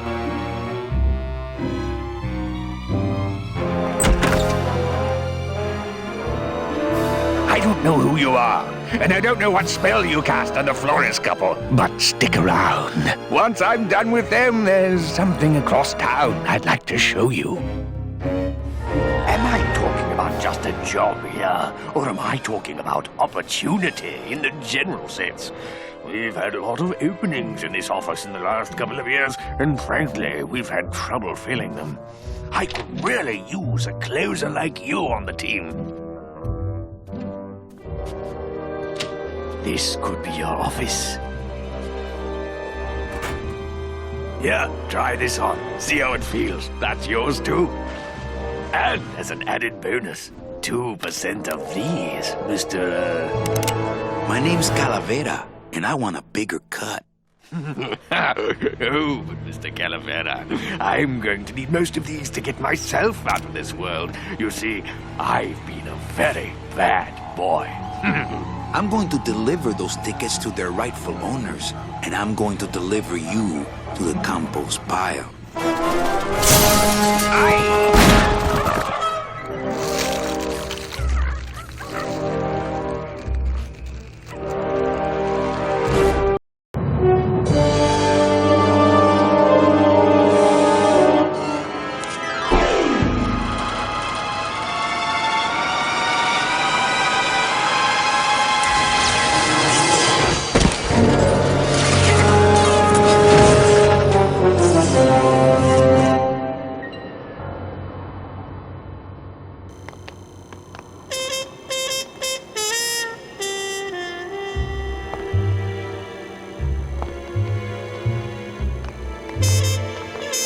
No, I have to get to that suitcase before the tickets blow away.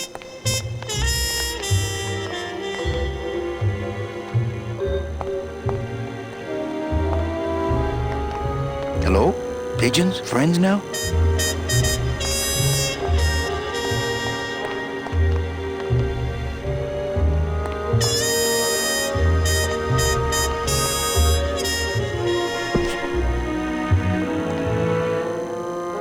They look bony to me, but she probably thinks they're fat. Not picking that up. Too steep to climb. I think using that old gargle as a structural support for Glamour Girl here was a bad idea. It's cracked, but still stronger than me. It's cracked, but still stronger than me.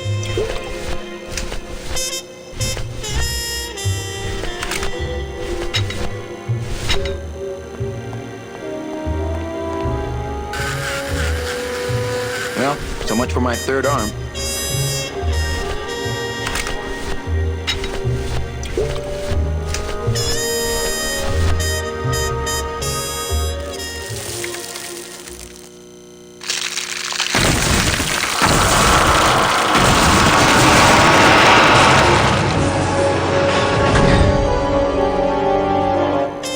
Well, it was gonna happen eventually.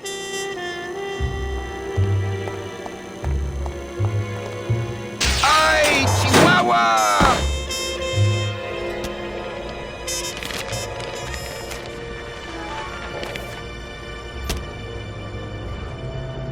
That one must be yours. Don't forget to send for help.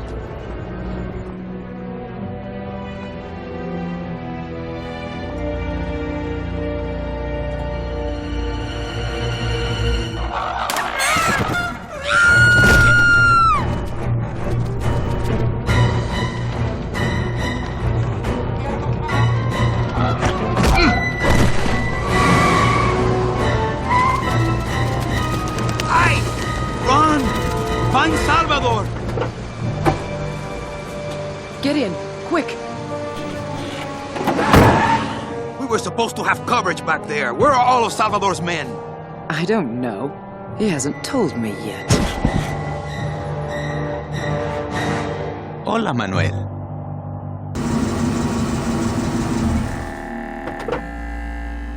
Time for you to swing, Daddy-O. Let's see you walk.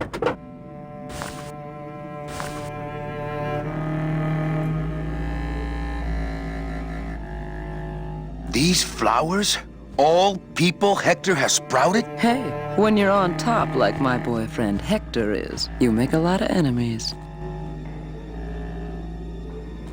What? You know, you really have bad taste in men. No, I have a taste for really bad men. There's a difference.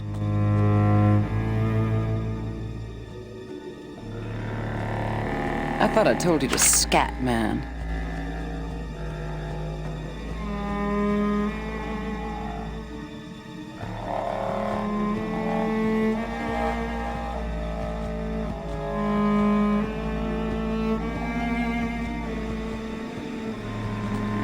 Oh, I think I thought of the scary thing that ends in a greenhouse. It's Frosty the Snowman. Remember? Frosty the Snowman, they travel with the snowman, and then she needs to stay warm, so he brings her in. She's going to freeze to death, so he brings her into a greenhouse, but then the bad magician locks him inside the greenhouse, so it's and like so a he version of melts, Frozen. and I almost cry every time. Oh. And then Santa comes and reminds you that it's magic snow, Christmas snow that he's made out of. Okay. That's Oh enough my about goodness, Frosty the I Snowman. missed out on that. So this is obviously a reference to Frosty the Snowman. Yeah, that's a famous noir for sure. Mm-hmm. One of the, I mean, modern noir. Yeah. Its themes are subtle.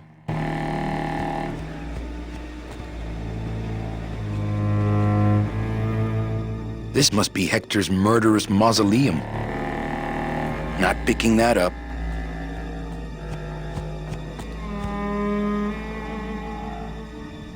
She loves me. She loves me not. Well, you're half right. Oh, Manny, so cynical. What happened to you, Manny, that caused you to lose your sense of hope, your love of life? I died. I see. I guess Domino was right. You don't have a shred of optimism. Well, when it comes to shreds, Dom is the expert. And by that same logic, Manny, you're about to become an expert in botany. Is this where you tell me all about your secret plan, Hector? How you stole double-end tickets from innocent souls, pretended to sell them but really hoarded them all for yourself in a desperate attempt to get out of the land of the dead? No.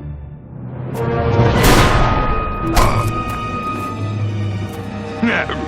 This is where you writhe around in excruciating pain for about an hour because that idiot Bowsley ran off with all the fast-acting Sproutella. This slow stuff will sprout you, but it's going to take a long time, I'm sorry to say.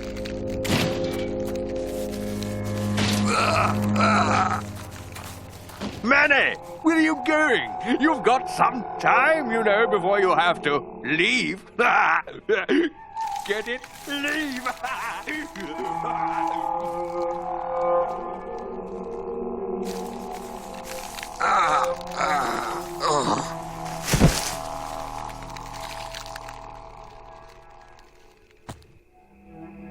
Green. Spreading.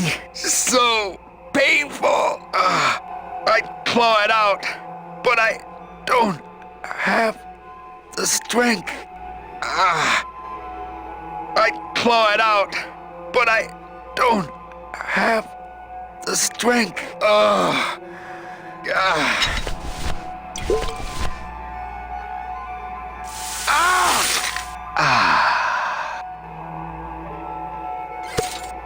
Gracias, Toto Santos. Come on, shake it for me, baby. One of you must be mine.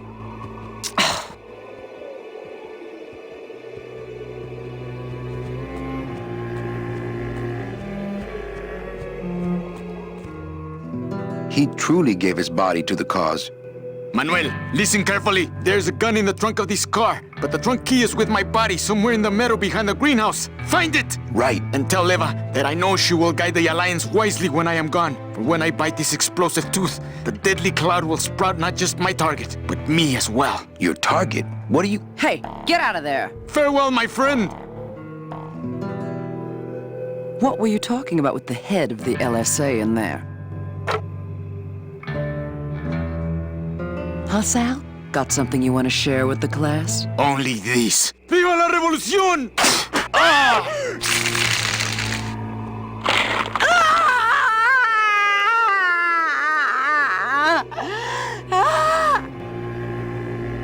truly gave his body to the cause. He's fine right where he is.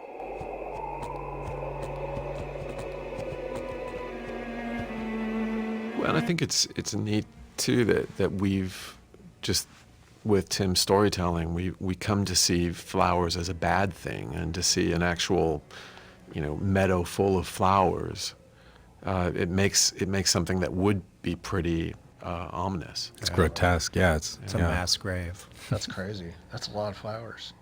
That's a lot of polygons right there. So yeah, those are individual flowers in the foreground, and then in the background that they were, pardon me, textures. And Paul didn't copy and paste any of them. He built each one. I grew them digitally. I put water on He built them really small, and then I had to animate and scale each one of them up to the proper size. I hope the LSA got a good deal on this car. I left my tow truck back in my other suit. It's locked. Nothing like the real McCoy after I deal with Hector. Hey, my scythe. Well, what do you know? Sal had a ticket all along.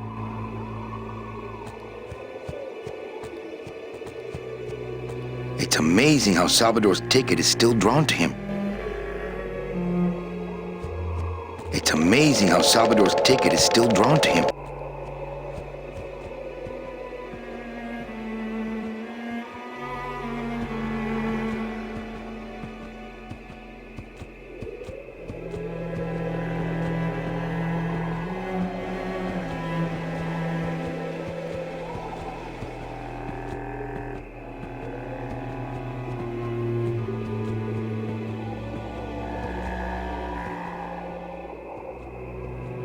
Seems to be attracted to something over this way.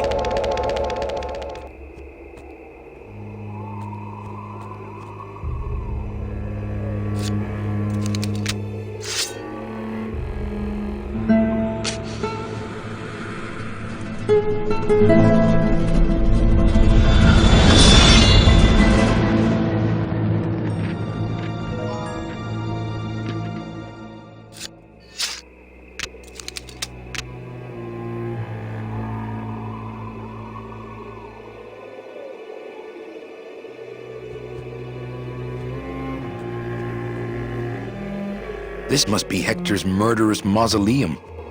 I'm not going in there until I'm packing some chlorophyll.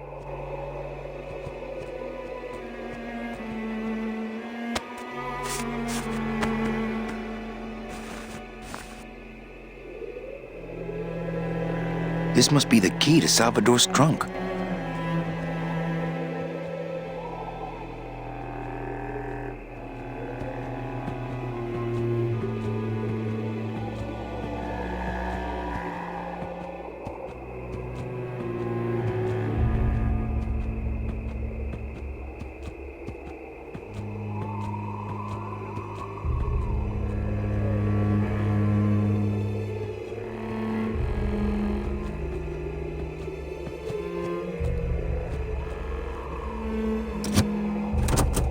Ah, yes. Lots of ammo. Freeze, Hector. Yeah, you heard me.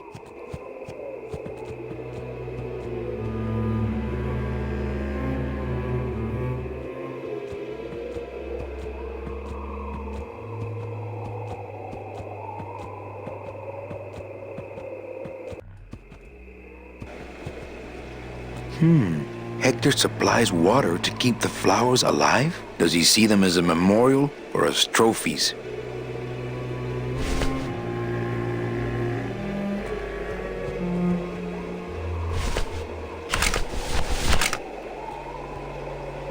Freeze, Hector.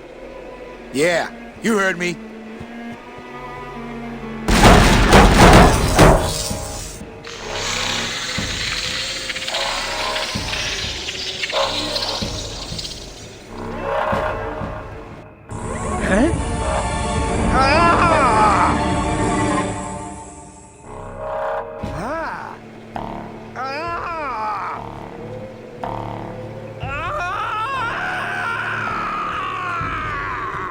doesn't sound good.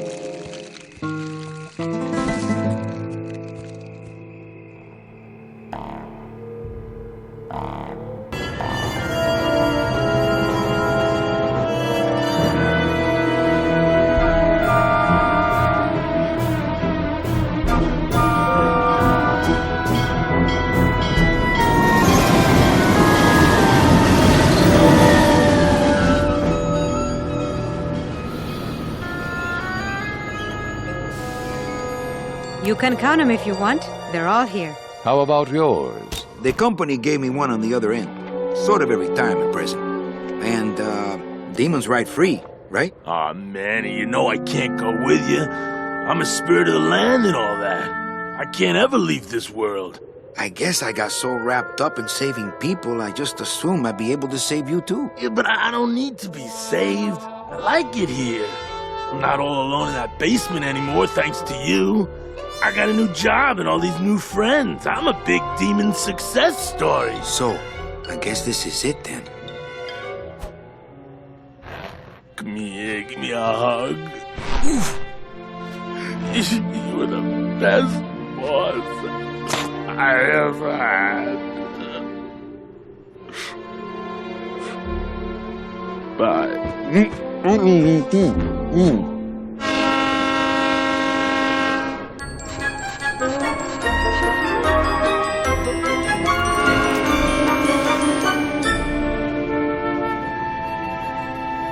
Manny, Yeah? when we get to the next world, What is it, Angel? are we going to be together? You know, sweetheart, if there's one thing I've learned, it's this. Nobody knows what's gonna happen at the end of the line, so you might as well enjoy the trip.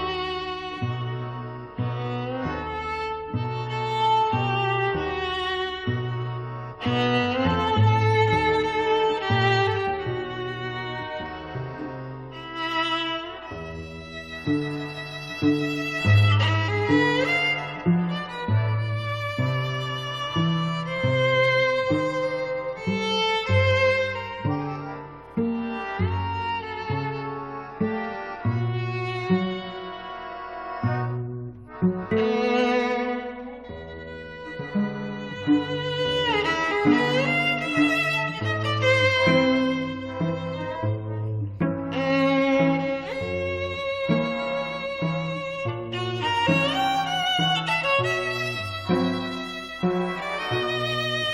you.